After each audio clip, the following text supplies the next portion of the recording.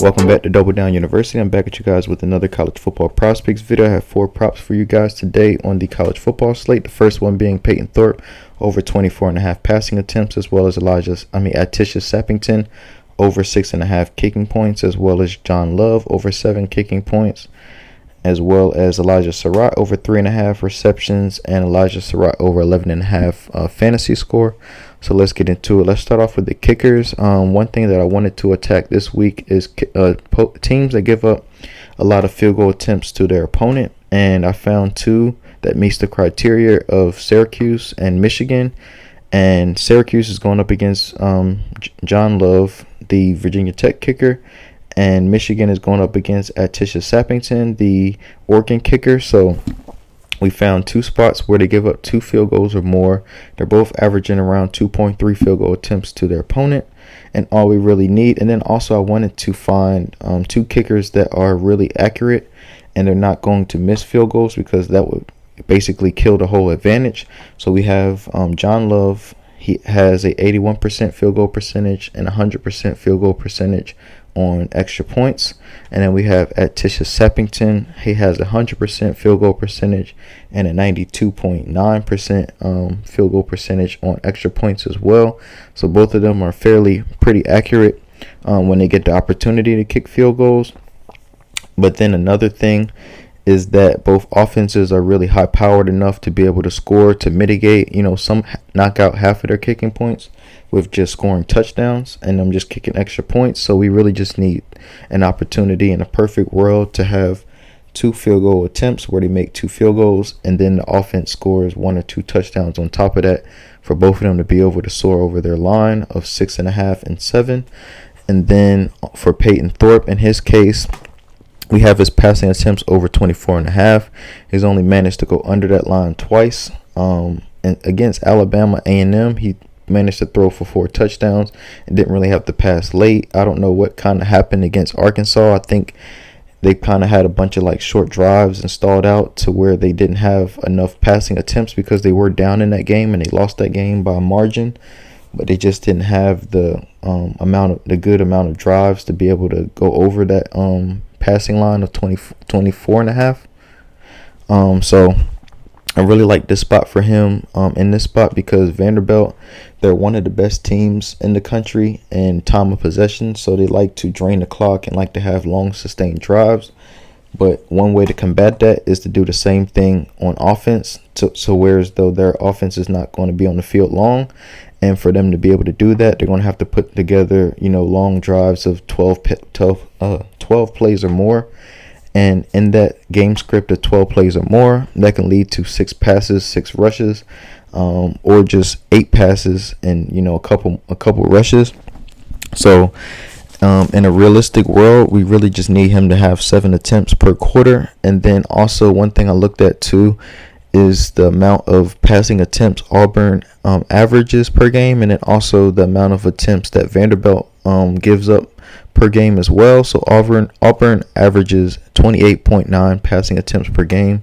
Vanderbilt gives up 32.6 per game. So that is a really, really good cushion of only needing 25, and they average 28, and then the defense averaged 32 passing attempts per game given up. So we have a really good safety blanket and cushion for him to be able to get 25 passing attempts. And then last but not least, my favorite play of the day, which is Mr. Elijah Surratt over 3.5 receptions, as well as his fantasy over 11.5. And in this matchup, Surratt gets his main man back, his quarterback back, in Nathan Rourke. And so he is pretty much the conductor, or Curtis Rourke. I don't know why I call him Nathan Rourke, but Curtis Rourke. And because he was out last week and he didn't really get targeted too much. As you can see, he only had 1 catch for 12 yards and he only had 5 targets. Now with Rourke back, he is basically heavily targeted. As you can see, 9, 10, 8, 7. So he has really, really good rapport with him. And one thing about watching Indiana, because I love watching them play, I am a Penn State fan, but I love watching Indiana play, especially this year, because their offense is so much fun to watch, especially with Justice Ellis running the ball. They have a lot of good running backs. They have Tyson Lawton. They have Kalon Black. So they like to kind of run to set up the pass. and they like to run this RPO mesh scheme where everything is pretty much an inside zone, or if it's not, the quarterback pulls the ball and runs around the edge if the defensive end crashes down. But also one thing that I've noticed watching them play is that a lot of times when teams can't stop their run, just that inside run, they like to basically commit an extra linebacker in the box to try to come downhill and stop the run, to bring an extra number in the box, or extra hat down in the box. So they like to do that a lot. And what I've seen Indiana kind of basically expose teams for doing that is they like to throw that little slant route off of the RPO, which more than likely Surratt will be running because he is a bigger receiver. So he likes to run across the middle and run like a little 5-yard, 7-yard slant.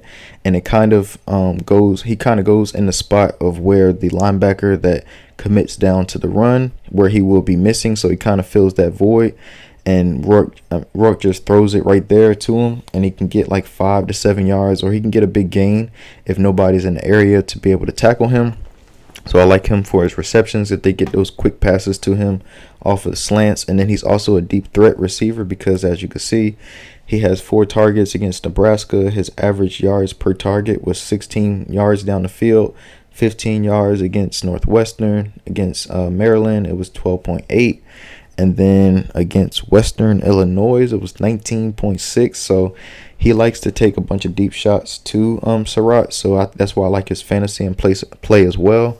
I could easily see him getting over 70 yards, and scoring a touchdown. Or matter of fact, he doesn't really need to score a touchdown if he gets like 5 or 6 catches. Like, he had these big breakout games where he had 7 catches for 135, 7 catches for 128, and then 6 catches for 137. So he's fully capable of that as well.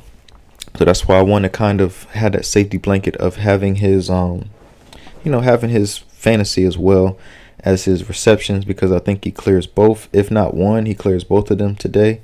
And then also to further my point is that they are really horrible, Michigan State, at stopping the pass, as they're 101 in the country and stopping the pass. And as you can see, Indiana is the best team in the country at having success passing the ball. One reason why what leads me to believe they will pass the ball more than they will run it is because Michigan State is really, really good at stopping the run, as they're 18th in the country at rush success defensively. And then another reason too is they're really horrible at coverage, as they're 126th in the country and being able to cover down the field. So that leads me to believe that Surratt should have a big day. And then if that's not good enough and that's not convincing enough, I'll tell you this. Their 2 outside corners are 6 foot tall. As Ed Woods, he's 6 foot. I think he's their right cornerback, and their left cornerback is Charles Brantley. He's 6 foot tall as well. And then if they want to mess around and throw Surratt in the slot, he's going up against a 5'10 nickelback in let's see, I don't know why this ad popped up. Going up against a 5'10 nickelback in Gross. So he has a height advantage against all 3 of those corners that he's going to potentially match up against as well. So I just think that he has a big day today.